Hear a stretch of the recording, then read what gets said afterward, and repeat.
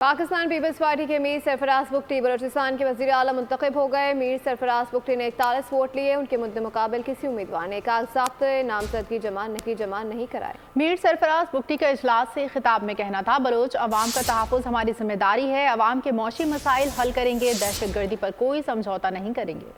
Pakistan peoples party के मीर सरफराज बुगटी बलोचिस्तान के नए वज़ीर आला मुंतखब। स्पीकर बलोचिस्तान असेंबली अब्दुल खालिक अचकज़ई की ज़ेर सदारत इजलास में नए वज़ीर आला के चुनाव के लिए पोलिंग हुई। मीर सरफराज बुगटी ने 41 वोट लिए। बलोचिस्तान की वज़ारत आला के लिए सरफराज बुगटी के कागजात जमा कराए गए थे। सरफराज बुगटी को मुस्लिम लीग नून और बलोचिस्तान अवामी पार्टी की हिमायत हासिल है। इजलास से खिताब में सरफराज बुगटी का कहना था, इनके दरवाजे अवाम के लिए खुले हैं, डायलॉग पर यकीन रखते हैं, सियासी महासराई के बजाय अवाम की फलाह के लिए काम करेंगे, करप्शन को बर्दाश्त नहीं करेंगे। जो आज पहाड़ों पर हैं, जिन्होंने वायलेंस का रास्ता अपनाया है, वो वायलेंस का रास्ता तर्क करें और वापस आएं और वापस आकर मेन स्ट्रीम का हिस्सा हों कि प्रेसिडेंट आसिफ अली जरदारी इस क्राइसिस से पाकिस्तान को निकालेंगे और वो जो मफाहमत की सियासत है उसको प्रमोट करेंगे। पाकिस्तान इस वक्त मफाहमत की सियासत जो है वो उसकी जरूरत बन गई है। सरफराज बुगटी का कहना था कि अवाम के रोजगार और मुआशी मसाइल हल करेंगे, तशद्दुद पर कोई समझौता नहीं करेंगे।